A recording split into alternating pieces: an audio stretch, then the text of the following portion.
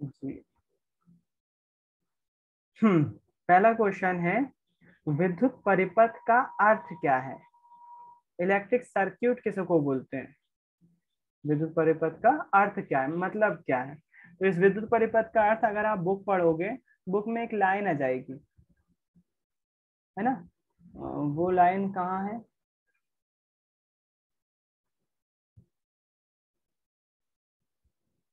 वो भाई, विद्युत परिपथ का अर्थ क्या है? यहाँ एक लाइन आती है। भैया हाँ मैं ये, बताऊं? हाँ ये दिख गई, मेरे को भी दिख गई। ये स्विच सेल एवं बल्ब के बीच चालक संबंध जोड़ता है। किसी विद्युत धारा के सतत और बंद पथ को विद्युत परिपथ कहते हैं, है ना? यदि हम टॉर्च की बात करें, तो टॉर्च में एक बल्ब होता है, और उस बल्ब में जो है बीच में एक स्विच लगा रहता है, जिसको हम ऑन ऑफ करके जो है वो टॉर्च को बंद चालू करते हैं। और सेल लगे रहते हैं, जिससे ऊर्जा मिलती है बल्ब को जलने में, है ना? और उसको जो है वो तारों के माध्यम से जोड़ दिया जाता है। तो यहाँ से अगर हम स्विच बंद कर दें, तो विद्युत धारा यहाँ से जाती है, बल्ब में से होकर जाती है, यहाँ से आकर वापस बैटरी में चली जाती है। ये एक पथ बन जाता है, विद्युत का पथ बन गया। विद्युत यहाँ से बनी, यहाँ से गया विद्युत करंट, विद्युत धारा यहाँ से बनी, बल्ब में से होकर गुजरी और फिर वापस यहाँ पर आ गई। तो एक पथ बन गया, बंद पथ बन गया, उसी को हम विद्युत परिपथ बोलते हैं। यहाँ पर एक लाइन भी लिखी हुई है, सॉरी। किसी विद्युत धारा के सतत तथा बंद पथ को, सतत मतलब इंग्लिश में होता है कंटिन्यूअस, कंटिन्यूअस बहना चाहिए वो। अगर यहाँ पर स्विच खुला हुआ रहेगा, ये वाला स्विच खुला हुआ है, तो विद्युत धारा बह नहीं रही होगी, वो विद्युत परिपथ नहीं कहलाएगा, है ना? तो विद्युत धारा के सतत और बंद पथ को, क्लोज लूप होना चाहिए, बंद होना चाहिए, ये बंद होगा, उसे ही हम क्या बोलते हैं? विद्युत परिपथ बोलते हैं। आगे चल के पढ़ोगे आप, जब ये बंद होता है तो इसको बंद पथ बोलते हैं, और जब ये खुला होता है तो इसको ओपन लूप बोलते हैं। लूप में, लूप की टर्म में बता दिया था, 12th क्लास में पढ़ोगे इसको, इसको बोलेंगे ओपन लूप, मतलब ये खुल गया है यहाँ से। सच्चाई ये है कि ओपन लूप जो है वो उसको बोलेंगे जब बैटरी लगाई नहीं हो, अगर बल्ब लगा हुआ है केवल, इसको बोलेंगे ओपन लूप, दो सिरे खुले हुए हैं। तो यहाँ पर भी तार जो लगा हुआ है वो वहां पर एक दो सिरे खुले हुए रहेंगे, इसलिए उसको ओपन लूप बोलते हैं। तो परिपथ तो उसको ही बोलते हैं। 10वीं क्लास में हमको ऐसा पढ़ाया जाता है कि भैया करंट बैटरी से निकलना चाहिए और पूरे बंद पथ के तहत वापस बैटरी में आना चाहिए, तभी इसको इलेक्ट्रिकल सर्क्यूट बोलते हैं या विद्युत परिपथ बोलते हैं। एक लाइन का आंसर है, याद हो जाना चाहिए, मेरे ख्याल से अभी हो गया होगा। किसी विद्युत धारा के सतत और बंद पथ को विद्युत परिपथ, सतत मतलब कंटिन्यूअस, बंद पथ मतलब बंद होना चाहिए, वापस वापस आना चाहिए बैटरी में विद्युत धारा को, उसको बोलते हैं विद्युत परिपथ। किसी विद्युत धारा के सतत और बंद पथ को विद्युत परिपथ कहते हैं। बिल्कुल सिंपल सी लाइन। उसके बाद आ जाता है विद्युत धारा की मात्रा की परिभाषा लिखो। विद्युत धारा का मात्रा किसे बोलते हैं? एम्पियर। विद्युत धारा, जी बिल्कुल सही, एम्पियर। बिल्कुल सही। एम्पियर जो है विद्युत धारा का मात्रक है, उसकी परिभाषा लिखना है कि अगर आप चाहो तो इसको एक एम्पियर से भी दर्शा सकते हो, एक एम्पियर की परिभाषा भी लिख सकते हो, कोई दिक्कत नहीं है, एक एम्पियर की परिभाषा लिख सकते हो। उसमें एक एम्पियर की परिभाषा क्या होगी? एक सेकेंड में अगर बहने वाले आवेशों का मान जो है वो 1 कूलाम होगा, तो अब हम वहां बोलेंगे कि विद्युत धारा का मान 1 एम्पियर होगा, है ना? उसके बाद आ जाएगा 1 कूलाम आवेश की रचना करने के लिए इलेक्ट्रॉनों के परिकलन करो। देखना, मैंने आपको बताया है कि एक इलेक्ट्रॉन पर इतने कूलम आवेश होता है, पहली क्लास में ही बताया था, एक इलेक्ट्रॉन पर इतना आवेश होता है। किसी को याद है कितना? 6 × 10⁸ शायद। नहीं, एक इलेक्ट्रॉन पर थे 1.6 इंटू 10⁻⁻19 कूलम, और इलेक्ट्रॉन पर थे इसलिए आवेश के आगे माइनस लगाते थे, है ना? ये जो है मैंने ये बताया था। अब बुक आपसे क्या पूछ रही है? बुक आपसे पूछ रही है कि 1 कूलम आवेश की रचना करने के लिए, 1 कूलम आवेश की रचना करने के लिए कितने इलेक्ट्रॉनों की आवश्यकता होगी। क्वेश्चन समझ में आ रहा है? क्वेश्चन समझो पहले तो। मैंने आपको सिखाया है कि परमाणु होता है, परमाणु के नाभिक में प्रोटॉन होते हैं, न्यूट्रॉन होते हैं, उसके आजू बाजू इलेक्ट्रॉन घूमते रहते हैं। प्रोटॉन पर धनावेश होता है, इलेक्ट्रॉन पर ऋणावेश होता है। आवेश आवेश होता है, प्रोटॉन पर धनावेश, इलेक्ट्रॉन पर ऋणावेश, और न्यूट्रॉन पर कोई आवेश नहीं होता। इलेक्ट्रॉन पर ऋणावेश, प्रोटॉन पर धनावेश, मतलब नाभिक पर धनावेश, इलेक्ट्रॉन जो घूम रहा है उस पर ऋणावेश होता है। आपको बताया गया है कि एक इलेक्ट्रॉन पर कितने आवेश होते हैं, तो बोला 1.6 इंटू 10⁻⁹ कूलाम आवेश होते हैं एक इलेक्ट्रॉन पर। 1.6 इंटू 10⁻⁹ कूलाम आवेश होते हैं। अब आपसे उल्टे तरह से पूछा जा रहा है, उल्टे तरह से किसे आप क्या पूछा जा रहा है, बोल रहे हैं एक कूलाम आवेश बनाना है हमको। कितने कूलाम, एक कूलाम आवेश बनाना है, तो बताओ कितने इलेक्ट्रॉन लग जाएंगे उसमें, उसमें कितने इलेक्ट्रॉन लग जाएंगे। तो उसका आंसर आपके बुक में ही दिया हुआ है। क्वेश्चन समझ में आ गया मेरे ख्याल से।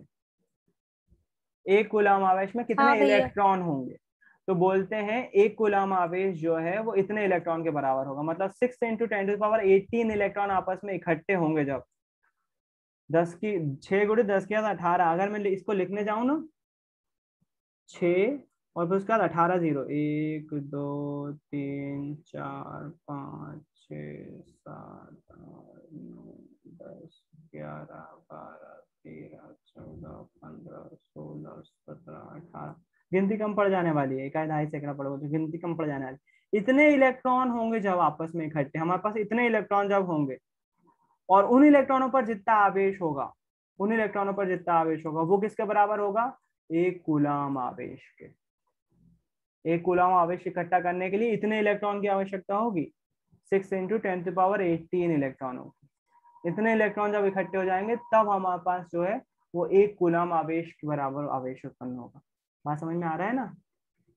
अभी तक हम क्या पढ़ रहे थे, अभी तक हम पढ़ रहे थे एक इलेक्ट्रॉन जो होता है उस पर कितना आवेश होता है 1.6 इंटू 10⁻19 कूलाम, है ना। एक इलेक्ट्रॉन पर इतना आवेश होता है। आप सिर्फ उल्टा पूछ रहे हैं, बोल रहे हैं आपको जब एक कूलाम आवेश पता करना है तो बताओ कितने इलेक्ट्रॉन पर होगा, तो वो होगा 6 इंटू 10⁻18 इलेक्ट्रॉन। इतने इलेक्ट्रॉनों पर जितना आवेश होगा वो बराबर होगा एक कूलाम के। कुछ बच्चों को समझ में नहीं आया है, कुछ को आ गया है, जिन्होंने सोचा उनको समझ में आ गया है, जिन्होंने नहीं सोचा है वो घर पर एक बार फिर से सोचें, बिल्कुल समझ में आ जाएगा, कोई दिक्कत नहीं जाएगी, लेकिन सोचना जरूरी है उसके लिए, नहीं सोचोगे तो नहीं आएगा। अगला क्वेश्चन, उस युक्ति का नाम बताइए जो किसी चालक सिरों के मध्य विभवांतर बनाए रखने में सहायता करती है। बुक लेके बैठे हुए हो तो बंद कर दो बुक, पहले आंसर जान के कोई तीर नहीं उखाड़ लोगे, कोई पहाड़ नहीं चढ़ जाओगे आप, कोई ओलंपिक का मेडल नहीं जीत लोगे। यहाँ पर अगर आपने बुक अच्छे से पढ़ी है अभी तक तो ये क्वेश्चन का आंसर बनना चाहिए, और नहीं बन रहा है तो कोई दिक्कत नहीं, पहली बार सुन लो ना, देख के बता दोगे आंसर तो क्या हो जाएगा, कुछ नहीं होगा ना। पहली बार सुन लोगे, पहली बार नहीं समझोगे, थोड़ा सा दिमाग चला लोगे, अगली बार बहुत जल्दी याद हो जाएगा वो क्वेश्चन का आंसर। पहले बता दोगे तो नहीं रहेगा आंसर। उस युक्ति का नाम बताइए। युक्ति मतलब कोई ऐसी डिवाइस जो कि किसी चालक के सिरों के मध्य विभवांतर बनाए रखता है, वोल्टेज बनाए रखता है। टॉर्च में अगर जो बल्ब लगा हुआ है उस बल्ब को जलते रहना है, तो क्या एक चीज है जो हमेशा चालू रहना चाहिए, कौन सी चीज उसको बैटरी। लगातार जलाते रह रही है, बैट बैटरी, जिसको हम नॉर्मली सेल के नाम से भी जानते हैं, है ना। तो आंसर हो जाएगा सेल या बैटरी। सेल या बैटरी वो चीज है जो किसी चालक के सिरों के मध्य, किसी चालक के में, या फिर यहाँ पर बल्ब का मामला हो सकता है, किसी चालक के सिरों में विभवांतर बनाए रखता है, वोल्टेज बनाए रखता है। और जैसे ही वो वोल्टेज कम होता है, अगर बैटरी का वोल्टेज कम हो जाएगा तो क्या बल्ब जलेगा, ना जी, वो नहीं जलने वाला, बिल्कुल नहीं चलने वाला, है ना। तो किसी चालक तार के मध्य, सिरों के मध्य विभवांतर अगर बनाए रखना है तो हमको बैटरी का वोल्टेज बनाए रखना पड़ेगा। अगर बैटरी नहीं बनी रहेगी तो फिर उसमें वोल्टेज नहीं रहेगा, तो फिर वो चालक में विभवांतर नहीं बना रहेगा, और वो बैटरी जो है, वो जो बल्ब रहेगा वो चलेगा नहीं। यह कहने का तात्पर्य क्या है कि दो बिंदुओं के विभवांतर 1 वोल्ट है। देखो इन्होंने उल्टा सी इसको क्वेश्चन में घुमा दिया है।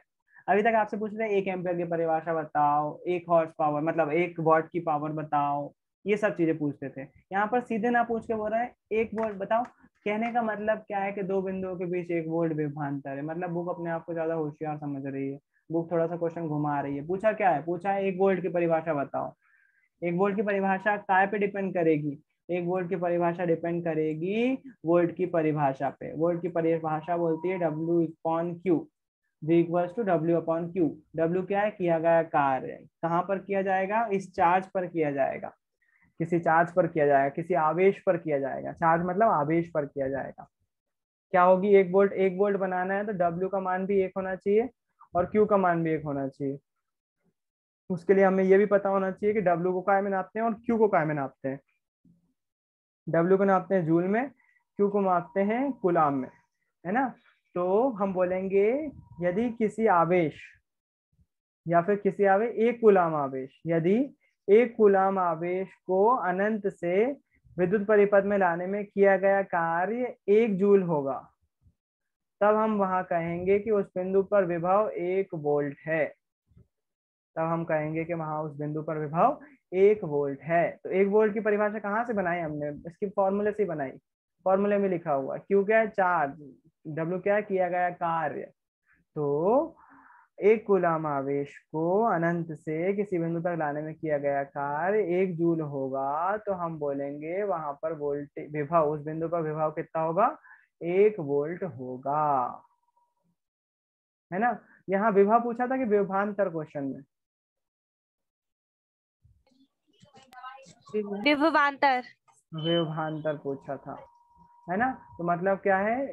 ये पूछ रहा है कि दो बिंदुओं के बीच विभवांतर कितना है। विभवांतर, दो बिंदुओं के बीच विभवांतर 1 वोल्ट है। तो यहाँ पर 1 वोल्ट की परिभाषा लिख भी सकते हो आप। और यहाँ पर विभवांतर मतलब दो विभव के बीच अंतर, मतलब अधिकतम जो विभव होगा, मान लीजिए यहाँ पर अगर 6 वोल्ट है, ये 6 वोल्ट है, तो ये 5 वोल्ट होगा। और इन दोनों के बीच में अगर हम वोल्ट मीटर लगाएंगे, वोल्ट मीटर लगाएंगे यहाँ पर, तो वोल्ट मीटर हमको क्या दिखाएगा? वोल्ट मीटर दिखाएगा 1 वोल्ट। कब दिखाएगा? जब जो है दो बिंदु होंगे। आप इसको मत याद रखो, आप विभव की डेफिनेशन से याद रखो। जब दो विभव के बीच में अंतर जो है वो 1 वोल्ट होगा, तो वहां पर हम कहेंगे कि वहां पर 1 वोल्ट है। या फिर आप ये भी बोल सकते हो, जो बुक की डेफिनेशन जो मैंने आपको बताई, वो भी बोल सकते हो। 1 वोल्ट की परिभाषा ये लिखा हुआ है, है ना। ये भी लिखा हुआ है, क्या लिखा हुआ है? दो बिंदुओं के बीच 1 कूलाम आवेश को एक बिंदु से दूसरे बिंदु तक लाने में किया गया कार्य 1 जूल हो। अभी मैं आपसे बोल रहा था ना, जो वह बोल रहा था अनंत से, वो विभव की डेफिनेशन थी। और यहाँ विभवांतर की डेफिनेशन बताना है आपको, तो आपको अनंत ना बोलकर एक बिंदु से दूसरे बिंदु तक लाने में किया गया कार्य अगर 1 जूल है, तो हम बोलेंगे कि उन दो बिंदुओं के बीच विभवांतर कितना होगा? 1 वोल्ट होगा। अर्थात 1 वोल्ट बराबर से 1 जूल पर 1 कूलाम, है ना। और ये क्या लिखा हुआ है? ये इसकी इकाई लिखी हुई है, बस वोल्ट को भी लिख दिया है। कूलाम को अगर ऊपर ले जाएंगे तो इसकी पावर माइनस में हो जाएगी, और वही माइनस में 1 लिखा हुआ है ना। तो ये ध्यान रखना, कई लोगों की बुक में, यहाँ पर एक इंपॉर्टेंट चीज बता दे रहा हूं मैं, ये माइनस वाले पॉइंट गड़बड़ होंगे। ये JC हो सकता है केवल 1 लिखा हुआ होगा, उसको माइनस लगा लेना। यही अंतर आपको यहाँ पर भी दिखेगा ऊपर। यहाँ पर जब आप इलेक्ट्रॉन वाला आंसर पढ़ोगे ना, ये वाला ध्यान रखना। यहाँ पर कई की बुक में जो है वो ये -19 नहीं लिखा होगा, केवल 19 लिखा होगा, माइनस लगा लेना। यहाँ पर 18 ही लिखा हुआ है, ये -18 नहीं है, ये 18 है, प्लस का 18 है। -19 ये वाला है। तो जितनी भी आपकी घातें माइनस में है साइंस की बुक में, ध्यान रखें, अगर यहाँ पर आपका -19 की जगह +19 लिखा हुआ है, तो आपकी पूरी की पूरी बुक में 10 की घात माइनस वाली जो संख्या लिखी हुई है वो गलत लिखी हुई है। उसको हमेशा याद रखना पड़ेगा आपको। कई बुक्स में ऐसा है, कई की बुक में, जिनकी बुक में यहाँ पर 10 की घात -6 लिखा हुआ है, 10 की घात -19 लिखा हुआ है, वो बिल्कुल सही बुक है, उसमें कोई सुधार की जरूरत नहीं है। अगर किसी की बुक में यहाँ पर प्लस का 19 लिखा हुआ है, उनकी बुक में सुधार की जरूरत है बेटा, है ना, ध्यान रखिएगा। उसी कारण से जितनी भी घातें हैं बुक में माइनस की, वो माइनस की नहीं लिखी हुई है। जैसे यहाँ पर -1 लिखा हुआ है, हो सकता है आपकी बुक में लिखा ही ना हो, वो तो वो गलत हो जाएगा, उस पर ध्यान से देख लेना थोड़ा सा। 1 वोल्ट की डेफिनेशन हो गई। 6 वोल्ट बैटरी से गुजरने वाले हर एक कूलाम आवेश को कितनी ऊर्जा दी जाती है? 6 वोल्ट बैटरी से गुजरने वाले हर एक कूलाम आवेश को कितनी ऊर्जा दी जाती है? ऊर्जा देने की बात कर रहे हैं। एक क्वेश्चन याद पढ़ना, विभवांतर V 12 वोल्ट के दो बिंदुओं के बीच प्रभावित आवेश Q जो कि 2 कूलाम है, इस प्रकार आवेश को स्थान में किया गया कार्य, याद रखे, किया गया कार्य हो या पूछी हो ऊर्जा, दोनों ही सेम रहेंगे। किया गया कार्य और उत्पन्न हुई ऊर्जा, ऊष्मा या ऊर्जा, सब बराबर ही होते हैं। यहाँ पर देखना क्या दिया हुआ है, दो चीजें गिवन है हमको। पहला तो 6 वोल्ट में हमको बैटरी दी हुई है, विभवांतर दिया हुआ है V = 6 वोल्ट, बहुत छोटा सा न्यूमेरिकल है, ऑब्जेक्टिव में आ सकता है। उसके बाद हर एक कूलम आवेश का मात्रा कितना दिया, आवेश का मान कितना दिया हुआ है, 1 कूलम। क्या पूछा हुआ है, ऊर्जा कितनी निकालना। मैंने बोला किया गया कार्य में जब ऊर्जा हो सब बराबर है, डब्ल्यू बोलो, ई बोलो, हीट बोलो, सब बराबर है। डब्ल्यू बोलो, ई बोलो या हीट बोलो, सब बराबर है। ये फाइंड करना है हमको। कैसे फाइंड करेंगे, वी के फॉर्मूले से, V equals to W upon Q, V equals to W upon Q. V की वैल्यू हमको दी हुई 6 वोल्ट, W नहीं दिया हुआ, W ज्ञात करना है, W या फिर हमको E ज्ञात करना है, तो W क्या जाएगा, E भी लिख सकते हैं, कोई दिक्कत नहीं। बात वही है, Q का मान कितना जाएगा, 1 हो जाएगा, 1 का यहाँ पर मल्टीप्लाई हो जाएगा, W बराबर से हो जाएगा 6 इंटू 1 यानी कि 6 कम 6। किया गया कार्य है या फिर ऊर्जा है, काय में आएगी, जूल में आएगी, तो 6 जूल आंसर हो जाएगा। बच्चों वाला क्वेश्चन है कि नहीं, ऑब्जेक्टिव में ऐसे क्वेश्चन आ सकते हैं। काय पे बना हुआ है, वोल्टेज के फॉर्मूले पे बना हुआ है। कंफ्यूजन क्या होगा, कंफ्यूजन होगा यहाँ तो W रहता है, किया गया कार्य रहता है, हमसे तो ऊर्जा पूछ लिए, मामला गलत हो गया, भैया ने पढ़ाया नहीं हमको। जबकि ऊर्जा हो, ऊष्मा हो या फिर किया गया कार्य, तीनों ही बराबर रहेंगे। किया गया कार्य उत्पन्न हुई ऊष्मा या ऊर्जा के बराबर ही होगा। ये चीज आपको 9th क्लास में पढ़ाई जाती है, शायद पढ़ाई भी गई होगी, है ना। इस चीज को याद रखिएगा। मैंने फिर यहाँ पर डाउट क्या आता है वो भी बता दिया है, क्योंकि आपके दिमाग में सबसे पहले यही आंसर आएगा कि वोल्ट दिया हुआ है, या तो मैं ओम का नियम लगाऊं या वी का फॉर्मूला लगाऊं। ओम का नियम के लिए यहाँ पर आवेश दिया हुआ है, तो मैं ओम का नियम के आधार पे करंट का मान रख ही नहीं सकता, मैं प्रतिरोध का मान रख सकता हूँ, तो ओम का नियम तो लग ही नहीं सकता। यहाँ केवल लग सकता है V equals to W upon Q का फॉर्मूला, और डब्ल्यू अपॉन क्यू के फॉर्मूले में हमसे किया गया कार्य रहता है। ये दोनों चीजें दी हुई है। मेरा मामला यहाँ पर गड़बड़ आ रहा है कि W का मान जो है वो W होता है उसके पहाड़ में, W मतलब तो वर्क होता है, किया गया कार्य होता है। यहाँ पर हमको पूछा हुआ ऊर्जा, ऊर्जा कहाँ से निकालूंगा मैं इस फॉर्मूले से, तो फिर मैंने उसी के लिए बता दिया आपको, डब्ल्यू ही हो या फिर ऊर्जा हो या फिर उत्पन्न हुई ऊष्मा हो, तीनों के लिए यही फॉर्मूला रहेगा। डब्ल्यू तीनों को रिप्रेजेंट करेगा, डब्ल्यू को भी, ई को भी, एच को भी, एनर्जी को भी, हीट को भी। तो उसमें कंफ्यूजन नहीं होना चाहिए। आई होप समझ में आ गया होगा। अगला देखते हैं क्वेश्चन। ओम का नियम आ गया।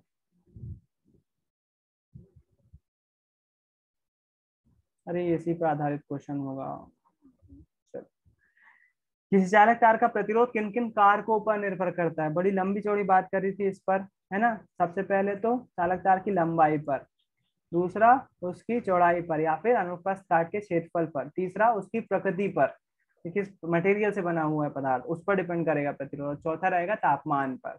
इन 4 कारणों पर डिपेंड करता है, और ये 4 कारण बहुत इजी हैं, सरल हैं, एलिब्रेट करने के लिए आता है। 4 नंबर में अगर इस चैप्टर से क्वेश्चन आता है तो इसको स्टार मार्क कर लीजिएगा, बहुत इंपॉर्टेंट क्वेश्चन है बेटा, इस पे स्टार मार्क कर लीजिएगा, है ना। इस बार नहीं आया आ पाया है तो हो सकता है अगली बार रिपीट हो जाए ये क्वेश्चन, या आ जाए, पता नहीं, मुझे पिछली बार का पेपर में तो याद नहीं है क्या आया था। ये इंपॉर्टेंट मार्क कर लेना, बहुत कॉमन क्वेश्चन है, बहुत सरल क्वेश्चन है, बहुत मरियल सा क्वेश्चन है, और आपको बहुत अच्छे से समझाया हुआ है, तो इसको याद कर लीजिएगा। समान पदार्थ के 2 तारों में यदि एक पतला और दूसरा मोटा हो, तो इसमें से किसमें विद्युत धारा आसानी से प्रवाहित होगी, जबकि उसे समान विद्युत स्रोत से संयोजित किया जाए, और क्यों, बताओ।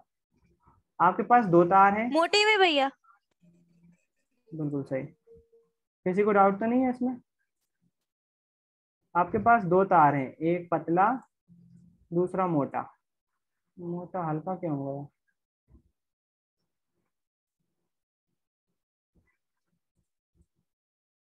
दूसरा तार ये है, एक पतला एक मोटा है। बोल रहे हैं दोनों में समान विद्युत मात्रा, मतलब समान मात्रा की विद्युत धारा प्रवाहित की जा रही है ना। इसमें भी आई आई प्रवाहित किया जा रहा है, और इसमें भी, मतलब इसमें भी और इसमें भी सेम विद्युत स्रोत से विद्युत धारा प्रवाहित की जा रही है। तो बोल रहे हैं किसमें आसानी से बहेगी, इसमें कि इसमें। आंसर उसने बिल्कुल सही दिया, मोटे वाले में। रीजन कौन देगा इसका, क्यों। भैया क्योंकि इसमें प्रतिरोधकता कम होगी। बिल्कुल ये सही, प्रतिरोधकता नहीं, प्रतिरोध। प्रतिरोधकता नहीं, प्रतिरोध कम होगा, बिल्कुल सही, है ना। क्योंकि अनुप्रस्थ काट का क्षेत्रफल बढ़ने के साथ साथ प्रतिरोध कम होता जाता है, इसी कारण से मोटे तार में विद्युत धारा आसानी से प्रवाहित होती है ना, जबकि उन्हें समान स्रोत से संयोजित किया जाता है। बिल्कुल सही, आपको आंसर पता है। चलो अगले क्वेश्चन कर रहे हैं, उसके लिए एक बार फिर से ज्वाइन करना पड़ेगा। तो एक बार फिर से ज्वाइन कर लो ताकि अपन आगे के क्वेश्चन सॉल्व कर सके। अगर मजा आ रहा हो तो, समझ में आ रहे हो क्वेश्चन, तो एक बार फिर से ज्वाइन कर लो। नहीं आ रहा है तो फिर यूट्यूब पे डबल एक्स स्पीड पे पढ़ लेना, वीडियो देख लेना। ठीक है, एक बार फिर से ज्वाइन